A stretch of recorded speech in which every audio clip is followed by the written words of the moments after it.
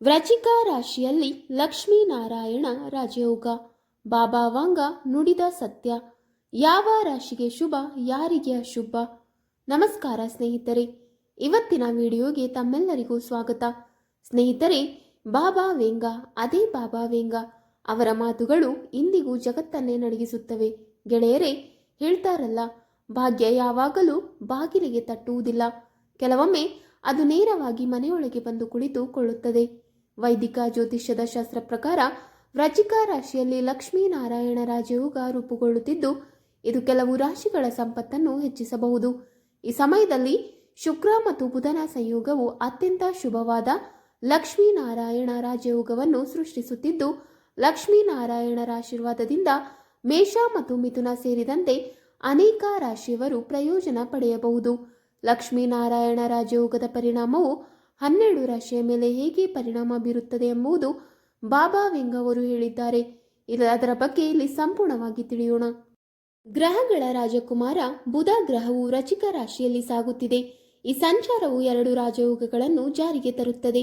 ಏಕಕಾಲದಲ್ಲಿ ಬುಧ ಮತ್ತು ಸೂರ್ಯ ಸಂಯೋಗದಲ್ಲಿದ್ದು ಬುಧಾದಿತ್ಯ ಯೋಗವನ್ನು ರೂಪಿಸುತ್ತಾರೆ. ಅದೇ ಸಮಯದಲ್ಲಿ ಶುಕ್ರ ಕೂಡ ವೃಶ್ಚಿಕ ರಾಶಿಯಲ್ಲಿದ್ದಾನೆ. ಅದರ ಪರಿಣಾಮವಾಗಿ ಬುಧ ಮತ್ತು ಶುಕ್ರನ ಸಂಯೋಗವು ಲಕ್ಷ್ಮೀನಾರಾಯಣ ಯೋಗವನ್ನು ಸಹ ಬಲಪಡಿಸುತ್ತದೆ. ಲಕ್ಷ್ಮೀನಾರಾಯಣ ರಾಜಯೋಗದ ರಚನೆಯು ಹಠಾತ್ ಆರ್ಥಿಕ ಲಾಭಗಳ ಸಾಧ್ಯತೆಯನ್ನು ಸೃಷ್ಟಿಸುತ್ತದೆ. ಬುಧ ಮತ್ತು ಶುಕ್ರನ ಸಂಯೋಗವು ಸೌಕರ್ಯ ಮತ್ತು ಐಷಾರಾಮಿ ಜೀವನಕ್ಕೆ ಕಾರಣವಾಗುತ್ತದೆ. ಈ ಶುಭ ಗ್ರಹ ಜೋಡಣೆಯು ಮೇಷ, ಮಿಥುನ ಮತ್ತು ಸಿಂಹ ಸೇರಿದಂತೆ ಈ ರಾಶಿ ಚಕ್ರ ಚಿಹ್ನೆಗಳಿಗೆ ಸಂಪತ್ತು, ವೃತ್ತಿ ಜೀವನದಲ್ಲಿ ಯಶಸ್ಸು ಮತ್ತು ಕುಟುಂಬ ಸಂತೋಷವನ್ನು ತರುತ್ತದೆ. ಆದರೆ ಈ ಸಮಯದಲ್ಲಿ ಕೆಲವು ರಾಶಿ ಚಕ್ರ ಚಿಹ್ನೆಗಳು ಕೆಲವು ಸಣ್ಣ ತೊಂದರೆಗಳನ್ನು ಎದುರಿಸಬಹುದು. ವೃಶ್ಚಿಕ ರಾಶಿಯಲ್ಲಿ ಲಕ್ಷ್ಮೀನಾರಾಯಣ ರಾಜಯೋಗ ಎಲ್ಲ ರಾಶಿಗಳ ಮೇಲೆ ಹೇಗೆ ಪ್ರಭಾವ ಬೀರುತ್ತದೆ ಎಂಬುದನ್ನು ಇಲ್ಲಿ ತಿಳಿಯೋಣ. ಮೊದಲನೆಯದಾಗಿ ಸಿಂಹ ರಾಶಿ. ಸಿಂಹ ರಾಶಿಯವರಿಗೆ ರೂಪುಗೊಳ್ಳುತ್ತಿರುವ ಲಕ್ಷ್ಮೀನಾರಾಯಣ ರಾಜಯೋಗವು ಈ ವರ್ಷವನ್ನು ಸಂಪೂರ್ಣವಾಗಿ ಶುಭ ಫಲಗಳಿಂದ ತುಂಬುವ ಸೂಚನೆಯನ್ನು ನೀಡುತ್ತದೆ. ನಿಮ್ಮ ರಾಶಿ ಚಕ್ರದ 4ನೇ ಮನೆಯಲ್ಲಿ ಈ ರಾಜಯೋಗ ಸಕ್ರಿಯವಾಗಿರುವುದರಿಂದ ಆಸ್ತಿ, ಮನೆ, ವಾಹನ ಮತ್ತು ಕುಟುಂಬಕ್ಕೆ ಸಂಬಂಧಿಸಿದ ಎಲ್ಲ ವಿಷಯಗಳಲ್ಲಿಯೂ ವಿಶೇಷ ಯಶಸ್ಸು ದೊರಕುತ್ತದೆ. ಈ ಅವಧಿಯಲ್ಲಿ ಹೊಸ ಮನೆ, ಪ್ಲಾಟ್ ಅಥವಾ ವಾಹನ ಖರೀದಿಯ ಯೋಗ ಬಲವಾಗುತ್ತದೆ ಮತ್ತು ಹಳೆಯ ಆಸ್ತಿ ಸಂಬಂಧಿತ ಸಮಸ್ಯೆಗಳು ಸಹ ಸುಲಭವಾಗಿ ಪರಿಹಾರವಾಗುವ ಸಾಧ್ಯತೆ ಇದೆ. ಉದ್ಯಮಿಗಳಿಗೆ ಇದು ಅತ್ಯಂತ ಉತ್ತೇಜಕ ಕಾಲವಾಗಿದ್ದು, ಹೊಸ ಅವಕಾಶಗಳು, ಲಾಭದಾಯಕ ಒಪ್ಪಂದಗಳು ಮತ್ತು ವ್ಯವಹಾರದ ವಿಸ್ತರಣೆ, ಕುಟುಂಬದಲ್ಲಿ ಪ್ರೀತಿ, ಬಾಂಧವ್ಯ ಮತ್ತು ಪರಸ್ಪರ ಸಹಕಾರ ಹೆಚ್ಚುತ್ತದೆ. ಬಂಧು ಬಳಗದವರಿಂದ ಗೌರವ ಮತ್ತು ಬೆಂಬಲ ದೊರಕುತ್ತದೆ. ರಿಯಲ್ ಎಸ್ಟೇಟ್ ಕ್ಷೇತ್ರದಲ್ಲಿ ತೊಡಗಿರುವವರು ವಿಶೇಷವಾಗಿ ಲಾಭ ಕಾಣಬಹುದಾದ ಕಾಲ ಇದು, ಏಕೆಂದರೆ ಮಾರುಕಟ್ಟೆ ಪರಿಸ್ಥಿತಿಗಳು ನಿಮ್ಮ ಪರವಾಗಿ ಕೆಲಸ ಮಾಡುವ ಸಾಧ್ಯತೆ ಜಾಸ್ತಿ. ಇದಲ್ಲದೆ ನಿಮ್ಮ ತಾಯಿಯೊಂದಿಗಿನ ಬಾಂಧವ್ಯವು ಪೂರ್ವದ ಗೊಂದಲಗಳನ್ನು ದೂರ ಮಾಡಿ ಮತ್ತಷ್ಟು ಗಾಢವಾಗುತ್ತದೆ. ತಾಯಿಯಿಂದ ದೊರಕುವ ಶುಭಾಶೀರ್ವಾದಗಳು ಈ ಸಮಯದಲ್ಲಿ ನಿಮಗೆ ಮಾನಸಿಕ ಶಾಂತಿ, ಬಲ ಮತ್ತು ಪ್ರಗತಿಗೆ ದಾರಿಯಾಗುತ್ತದೆ. ಈ ಅವಧಿ ಒಟ್ಟಾರೆಯಾಗಿ ನಿಮ್ಮ ಜೀವನದಲ್ಲಿ ಸ್ಥಿರತೆ, ಸಮೃದ್ಧಿ ಮತ್ತು ಸಂತೋಷವನ್ನು ಹೆಚ್ಚಿಸುವ ಶುಭ ಸಂಕೇತವಾಗಿದೆ. 2. ಕಟಕ ರಾಶಿ. ಕಟಕ ರಾಶಿಯ 5ನೇ ಮನೆಯಲ್ಲಿ ಈ ಮಹತ್ವದ ಸಂಚಾರ ಸಂಭವಿಸುತ್ತಿರುವುದರಿಂದ ನೀವು ಸೃಜನಶೀಲತೆ, ಕಲಾ ಮಾಧ್ಯಮ ಕ್ಷೇತ್ರ, ಮನರಂಜನೆ ಹಾಗೂ ಷೇರು ಮಾರುಕಟ್ಟೆಯೊಂದಿಗೆ ಸಂಬಂಧಿಸಿದ ಕೆಲಸಗಳಲ್ಲಿ ವಿಶೇಷ ಪ್ರಗತಿಯನ್ನು ಕಾಣುವ ಸಾಧ್ಯತೆ ಇದೆ. ಹೊಸ ಕಲ್ಪನೆಗಳು, ನೂತನ ಯೋಜನೆಗಳು ಮತ್ತು ಸೃಜನಾತ್ಮಕ ಚಿಂತನೆಗಳು ನಿಮ್ಮ ವೃತ್ತಿ ಜೀವನವನ್ನು ಮತ್ತಷ್ಟು ಬೆಳೆಸುತ್ತವೆ. ಹಣಕಾಸಿನ ದೃಷ್ಟಿಯಿಂದ ಈ ಅವಧಿಯಲ್ಲಿ ಮಾಡಿದ ಹೂಡಿಕೆಗಳು ಉತ್ತಮ ಲಾಭ ಒದಗಿಸುವ ಸಾಧ್ಯತೆ ಜಾಸ್ತಿ ಇದೆ. ಆದರೆ ಅತಿಯಾದ ಅಪಾಯ ತೆಗೆದುಕೊಳ್ಳುವುದನ್ನು ತಪ್ಪಿಸುವುದು ಉತ್ತಮ. ಜೂಜಾಟದ ಹೂಡಿಕೆಗಳು ಅಥವಾ ತುರ್ತು ನಿರ್ಧಾರಗಳಿಂದ ಹಣಕಾಸಿನ ಒತ್ತಡ ಉಂಟಾಗುವ ಸಾಧ್ಯತೆ ಇರುವುದರಿಂದ ಶಾಂತವಾಗಿ ಮತ್ತು ಲೆಕ್ಕಾಚಾರದಿಂದ ನಡೆದುಕೊಳ್ಳುವುದು ಸೂಕ್ತ. ಪ್ರೇಮ ಜೀವನದ ವಿಷಯಕ್ಕೆ ಬಂದರೆ ಕೆಲವು ತಪ್ಪು ಗ್ರಹಿಕೆಗಳು ಅಥವಾ ಸಣ್ಣ ಪುಟ್ಟ ಸಂವಹನಗಳಿಂದ ಸಂಬಂಧದಲ್ಲಿ ತರ ಉಂಟು ಮಾಡುವುದು ಸಂಭವ ಇದೆ. ಈ ಸಂದರ್ಭದಲ್ಲಿ ನಿಮ್ಮ ಸಂಗಾತಿಯೊಂದಿಗೆ ಸ್ಪಷ್ಟವಾಗಿ ಮಾತನಾಡುವುದು, ನಿಮ್ಮ ಭಾವನೆಗಳನ್ನು ಹಂಚಿಕೊಳ್ಳುವುದು ಮತ್ತು ಪರಸ್ಪರ ಅರ್ಥೈಸಿಕೊಳ್ಳುವುದು ಸಂಬಂಧವನ್ನು ಪುನಃ ಬಲಪಡಿಸುತ್ತದೆ. ಒಟ್ಟಾರೆಯಾಗಿ ಈ ಅವಧಿ ನಿಮ್ಮ ಸೃಜನಶೀಲತೆ ಮತ್ತು ವೃತ್ತಿ ಜೀವನಕ್ಕೆ ಹೊಸ ದಾರಿಯನ್ನು ತೆರೆಯುವ ಜೊತೆಗೆ ಸಂಬಂಧಗಳಲ್ಲಿ ಹೆಚ್ಚಿನ ಜಾಗೃತಿಯನ್ನು ಪಡೆಯಲು ಸಹಾಯ ಮಾಡುತ್ತದೆ. 3. ಕನ್ಯಾ ರಾಶಿ. ಈ ಬುಧನ ಸಂಚಾರವು ಕನ್ಯಾ ರಾಶಿಯವರಿಗೆ ಅಪಾರ ಅವಕಾಶಗಳು, ಬೆಳವಣಿಗೆ ಮತ್ತು ಹೊಸ ದಾರಿಗಳನ್ನು ತೆರೆದಿಡುವ ಅತ್ಯಂತ ಶುಭಕರ ಅವಧಿಯಾಗಿದೆ. 3ನೇ ಮನೆಯಲ್ಲಿ ಸಂಚಾರವಾಗುತ್ತಿರುವ ಬುಧನು ನಿಮ್ಮ ಸಂವಹನ ಸಾಮರ್ಥ್ಯ, ಚಿಂತನೆಗಳ ಸ್ಪಷ್ಟತೆ ಮತ್ತು ಅಭಿವ್ಯಕ್ತಿಯ ಶಕ್ತಿಯನ್ನು ಹೆಚ್ಚಿಸುತ್ತದೆ. ವಿಶೇಷವಾಗಿ ಪತ್ರಿಕೋದ್ಯಮ, ಬರವಣಿಗೆ, ವಿಷಯ ಸೃಜನಶೀಲತೆ, ಬ್ಲಾಗಿಂಗ್, ಯೂಟ್ಯೂಬ್ ಮತ್ತು ಡಿಜಿಟಲ್ ಮೀಡಿಯಾ ಕ್ಷೇತ್ರಗಳಲ್ಲಿ ತೊಡಗಿರುವವರಿಗೆ ಇದು ಅತ್ಯಂತ ಫಲಪ್ರದ ಕಾಲ.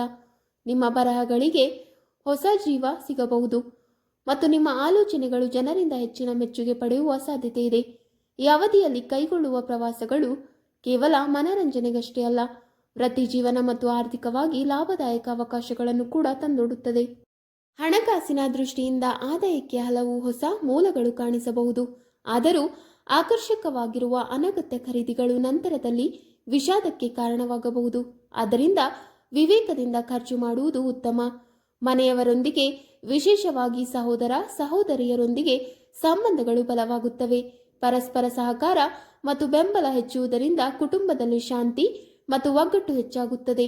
ಬುಧನ ಶಕ್ತಿ ನಿಮ್ಮ ಮೇಲೆ ಸದಾ ಅನುಕೂಲಕರವಾಗಿರಲು ವಿದ್ಯಾರ್ಥಿಗಳಿಗೆ ಪೆನ್, ಪುಸ್ತಕ ಅಥವಾ ಇತರೆ ಲೇಖನ ಸಾಮಗ್ರಿಗಳನ್ನು ದಾನ ಮಾಡುವುದರಿಂದ ನಿಮಗೆ ಶುಭ ಫಲ ಸಿಗುತ್ತದೆ ಮತ್ತು ನಿಮ್ಮ ಬುದ್ಧಿವಂತಿಕೆ ಹಾಗೂ ನಿರ್ಧಾರ ಸಾಮರ್ಥ್ಯ ಮತ್ತಷ್ಟು ಬೆಳೆಯುತ್ತದೆ. ಒಟ್ಟಾರೆಯಾಗಿ ಈ ಸಂಚಾರವು ಕನ್ಯಾ ರಾಶಿಯವರ ಜೀವನಕ್ಕೆ ಬೆಳಕು, ವೇಗ ಮತ್ತು ಹೊಸ ಅವಕಾಶಗಳ ಸುಗಂಧವನ್ನು ತುಂಬುವ ಕಾಲವಾಗಿದೆ. 4. ವೃಶ್ಚಿಕ ರಾಶಿ. ಲಕ್ಷ್ಮೀನಾರಾಯಣ ರಾಜಯೋಗವು ನಿಮ್ಮ ರಾಶಿ ಚಕ್ರದ ಲಗ್ನದ ಮನೆಯಲ್ಲಿ ರೂಪುಗೊಳ್ಳುವುದರಿಂದ ಈ ಅವಧಿ ನಿಮ್ಮ ಜೀವನಕ್ಕೆ ಹಲವಾರು ಸಕಾರಾತ್ಮಕ ಬದಲಾವಣೆಗಳನ್ನು ತರಬಲ್ಲದು. ಲಗ್ನ ಮನೆ ಸ್ವಯಂ ಪ್ರಗತಿ, ವ್ಯಕ್ತಿತ್ವ, ಆತ್ಮವಿಶ್ವಾಸ ಮತ್ತು ನಿಮ್ಮ ಒಟ್ಟು ಬದುಕಿನ ದಿಕ್ಕನ್ನು ಸೂಚಿಸುವ ಮನೆಯಾಗಿರುವುದರಿಂದ ಈ ರಾಜಯೋಗದ ಪ್ರಭಾವವು ನಿಮ್ಮ ಆಂತರಿಕ ಶಕ್ತಿ ಮತ್ತು ಪ್ರಭಾವವನ್ನು ಹೆಚ್ಚಿಸುತ್ತದೆ. ನಿಮ್ಮ ಮಾತುಗಳು, ನಿಲುವು ಮತ್ತು ವೈಯಕ್ತಿಕ ಆಕರ್ಷಣೆಯಲ್ಲಿ ವಿಶಿಷ್ಟ ಬದಲಾವಣೆ ಕಂಡುಬರುತ್ತದೆ. ಸಾರ್ವಜನಿಕ ಭಾಷಣ, ಮಾರ್ಗದರ್ಶನ, ಸಮಾಲೋಚನೆ, ಆಧ್ಯಾತ್ಮಿಕ ಚಟುವಟಿಕೆಗಳು ಅಥವಾ ಜನರೊಂದಿಗೆ ನಿರಂತರ ಸಂಭಾಷಣೆ ಬೇಕಾಗುವ ಕ್ಷೇತ್ರಗಳಲ್ಲಿ ತೊಡಗಿರುವವರು ಈ ಸಮಯದಲ್ಲಿ ವಿಶಿಷ್ಟ ಜನಪ್ರಿಯತೆ ಮತ್ತು ಗೌರವವನ್ನು ಪಡೆಯುವ ಸಾಧ್ಯತೆ ಹೆಚ್ಚು. ವೃತ್ತಿ ಜೀವನ ದೃಷ್ಟಿಯಿಂದಲೂ ಇದು ಅತ್ಯಂತ ಶುಭಕರ ಕಾಲ. ನೀವು ಆಕರ್ಷಕವಾದ ವೃತ್ತಿ ಬದಲಾವಣೆಯನ್ನು ಮಾಡುವ ಅವಕಾಶವನ್ನು ಕಾಣಬಹುದು. ಅಧಿಕಾರ ಮತ್ತು ಸ್ಥಾನಮಾನದಲ್ಲಿ ಏರಿಕೆ, ಬಡ್ತಿ ಅಥವಾ ಕೆಲಸದಲ್ಲಿ ಹೆಚ್ಚಿನ ಮನ್ನಣೆ ದೊರಕುವ ಸೂಚನೆಗಳು ಬಲವಾಗಿ ಕಾಣಿಸುತ್ತವೆ. 5. ಧನುರಾಶಿ. ಧನುರಾಶಿಯ 12ನೇ ಮನೆಯ ಮೂಲಕ ಬುಧನ ಸಂಚಾರ ನಡೆಯುತ್ತಿರುವುದು ನಿಮ್ಮ ಜೀವನದಲ್ಲಿ ಆತ್ಮಾವಲೋಕನ, ಆಂತರಿಕ ಚಿಂತನೆ ಮತ್ತು ಮೌನದ ಶಕ್ತಿಯನ್ನು ಅನುಭವಿಸುವ ಸಮಯವಾಗುತ್ತದೆ. 12ನೇ ಮನೆ ಮೌನ, ಗುಪ್ತಜ್ಞಾನ, ಆಧ್ಯಾತ್ಮಿಕತೆ ಮತ್ತು ಮನಃಶಾಂತಿಯನ್ನು ಸೂಚಿಸುವುದರಿಂದ ಈ ಅವಧಿಯಲ್ಲಿ ನೀವು ಹೊರಗಿನ ಜಗತ್ತಿಗಿಂತ ಒಳಗಿನ ಜಗತ್ತಿನತ್ತ ಹೆಚ್ಚು ಆಕರ್ಷಿತರಾಗುತ್ತೀರಿ. ವೃತ್ತಿ ಜೀವನದಲ್ಲಿ ನೀವು ಮಾಡುವ ಕೆಲಸಗಳು ಬಹುತೇಕ ತೆರೆಮನೆಯರಲ್ಲೇ ನಡೆದರೂ ಜನರು ನಿಮ್ಮ ಪರಿಶ್ರಮವನ್ನು ತಕ್ಷಣ ಗಮನಿಸದೇ ಇರಬಹುದು. ಇದರಿಂದ ನಿಮಗೆ ತಾತ್ಕಾಲಿಕ ನಿರಾಶೆ ಆಗಬಹುದಾದರೂ ನಿಮ್ಮ ನಿಜವಾದ ಸಾಮರ್ಥ್ಯ, ಕೌಶಲ್ಯ ಮತ್ತು ದೃಢತೆಯನ್ನು ಈ ಅವಧಿ ಮತ್ತಷ್ಟು ಬಲಪಡಿಸುತ್ತದೆ. ಹಣಕಾಸಿನ ವಿಷಯದಲ್ಲಿ ಕೆಲವು ಅಪ್ರತೀಕ್ಷಿತ ಅಥವಾ ಗುಪ್ತ ವೆಚ್ಚಗಳು ಎದುರಾಗುವ ಸಾಧ್ಯತೆ ಇದೆ. ಇದರಿಂದ ಹಣಕಾಸಿನ ಒತ್ತಡ ಕಂಡುಬರುವ ಸಾಧ್ಯತೆ ಇದೆ. ಆದ್ದರಿಂದ ಸಾಲ ನೀಡುವುದು, ಸಾಲ ಪಡೆಯುವುದು ಅಥವಾ ದೊಡ್ಡ ಹಣಕಾಸಿನ ನಿರ್ಧಾರಗಳನ್ನು ತೆಗೆದುಕೊಳ್ಳುವಾಗ ಹೆಚ್ಚಿನ ಜಾಗ್ರತೆ ಅಗತ್ಯವಿದೆ. 6. ಮಕರ ರಾಶಿ. 11ನೇ ಮನೆಯ ಮೂಲಕ ಬುಧನ ಸಂಚಾರವು ಮಕರ ರಾಶಿಯವರಿಗೆ ಪ್ರಯೋಜನಕಾರಿಯಾಗಿದೆ. ಈ ಅವಧಿಯು ಹೆಚ್ಚಿದ ಲಾಭ ಮತ್ತು ವರ್ಧಿತ ನೆಟ್ವರ್ಕಿಂಗ್ ಅನ್ನು ತರುತ್ತದೆ. ತಂಡದ ಕೆಲಸ ಮತ್ತು ಕೆಲಸದಲ್ಲಿ ದೊಡ್ಡ ಯೋಜನೆಗಳನ್ನು ಕೆಲಸ ಮಾಡಲು ನಿಮಗೆ ಅವಕಾಶವಿರುತ್ತದೆ.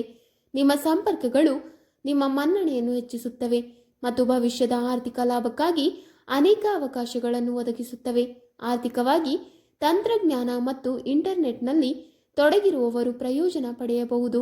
ನಿಮ್ಮ ವೈಯಕ್ತಿಕ ಜೀವನದಲ್ಲಿ ನೀವು ಹೊಸ ಸ್ನೇಹಿತರನ್ನು ಮಾಡಿಕೊಳ್ಳುತ್ತೀರಿ ಮತ್ತು ನಿಮ್ಮ ಜನಪ್ರಿಯತೆ ಹೆಚ್ಚಾಗುತ್ತದೆ. ಬುಧವಾರ ಪಕ್ಷಗಳಿಗೆ ಧಾನ್ಯಗಳನ್ನು ತಿನ್ನಿಸುವುದು ಶುಭವಾಗಿರುತ್ತದೆ.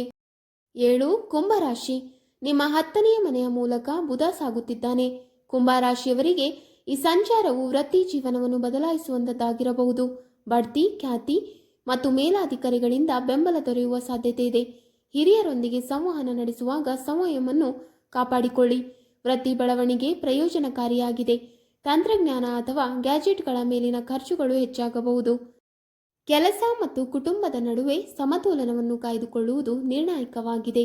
ಬುಧವಾರ ಲೇಖನ ಸಾಮಗ್ರಿಗಳನ್ನು ದಾನ ಮಾಡುವುದು ನಿಮಗೆ ತುಂಬಾನೇ ಶುಭಕರವಾಗಿರುತ್ತದೆ.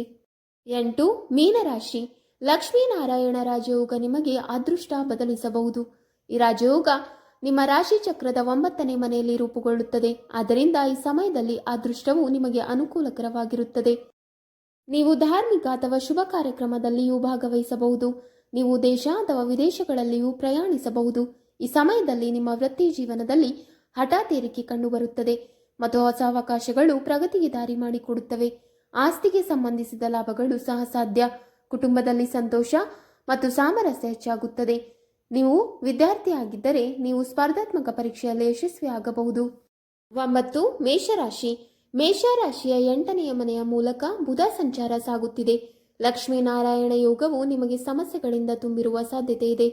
ಕೆಲಸದಲ್ಲಿ ಘರ್ಷಣೆಗಳು ಉಂಟಾಗುವ ಸಾಧ್ಯತೆಗಳಿವೆ. ಈ ಸಮಯದಲ್ಲಿ ನಿಮ್ಮ ಕೆಲಸದಲ್ಲಿ ಅಡೆತಡೆಗಳು ಉಂಟಾಗುವ ಸಾಧ್ಯತೆ ಇದೆ.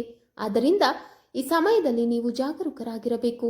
ಆದರೆ ವಕೀಲರು ಮತ್ತು ಪತ್ತೆದಾರಗಳಿಗೆ ಇದು ಒಳ್ಳೆಯ ಸಮಯ. ನಿಮ್ಮ ಸಂಗಾತಿಯೊಂದಿಗೆ ಅಪನಂಬಿಕೆಯನ್ನು ತಪ್ಪಿಸಿ.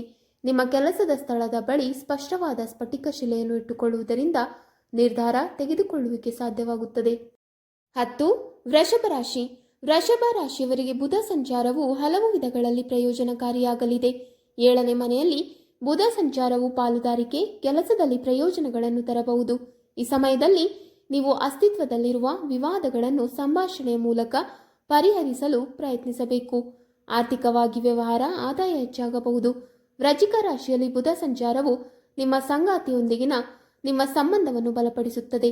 ದೀರ್ಘಕಾಲದ ಭಿನ್ನಾಭಿಪ್ರಾಯಗಳು ಬಗೆಹರಿಯುತ್ತವೆ. ಅಗತ್ಯವಿರುವವರಿಗೆ ಆಹಾರ ಅಥವಾ ಅಗತ್ಯ ಸಾಮಗ್ರಿಗಳನ್ನು ದಾನ ಮಾಡುವುದು ಶುಭವಾಗಿರುತ್ತದೆ. 11. ಮಿಥುನ ರಾಶಿ. ಮಿಥುನ ರಾಶಿಯ 6ನೇ ಮನೆಯಲ್ಲಿ ಬುಧ ಸಂಚಾರವು ನಿಮ್ಮ ಕೆಲಸದ ಹೊರೆಯನ್ನು ಹೆಚ್ಚಿಸುತ್ತದೆ.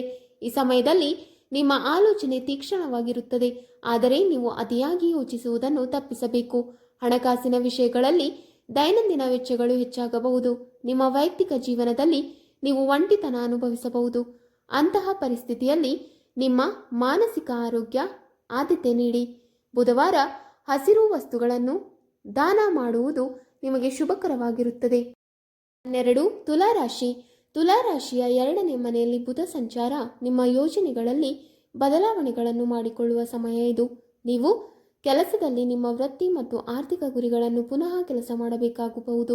ಆರ್ಥಿಕವಾಗಿ ಇದು ನಿಮಗೆ ಮಿಶ್ರ ಚೀಲವಾಗಿರುತ್ತದೆ. ಈ ಸಮಯದಲ್ಲಿ ನಿಮ್ಮ ಖರ್ಚು ಅಭ್ಯಾಸಗಳನ್ನು ನಿಯಂತ್ರಿಸಿ. ವೈಯಕ್ತಿಕ ಜೀವನದ ವಿಷಯದಲ್ಲಿ ನೀವು ಏಕಾಂಗಿಯಾಗಿ ಸಮಯ ಕಳೆಯಲು ಬಯಸುತ್ತೀರಿ. ಅದರಲ್ಲೂ ನಿಮ್ಮ ಕುಟುಂಬದ ಅಗತ್ಯಗಳಿಗೆ ಗಮನ ಕೊಡುವುದು ಸಹ ಮುಖ್ಯವಾಗಿದೆ. ಬುಧವಾರದಂದು ಹಸಿರು ತರಕಾರಿಗಳನ್ನು ದಾನ ಮಾಡುವುದು ನಿಮಗೆ ಶುಭಕರವಾಗಿರುತ್ತದೆ. ವೀಕ್ಷಕರೇ, ನಿಮಗೆ ಈ ಮಾಹಿತಿ ಇಷ್ಟವಾದಲ್ಲಿ ವಿಡಿಯೋಗೆ ಲೈಕ್ ಮಾಡಿ, ಶೇರ್ ಮಾಡಿ ಹಾಗೂ ಕಮೆಂಟ್ ಮಾಡಿ. ಇಂತಹ ಮುಂದಿನ ವಿಡಿಯೋಸ್ಗಳಿಗಾಗಿ ನಮ್ಮ ಚಾನಲ್ ಅನ್ನು ಸಬ್ಸ್ಕ್ರೈಬ್ ಮಾಡಿ. ಧನ್ಯವಾದಗಳು.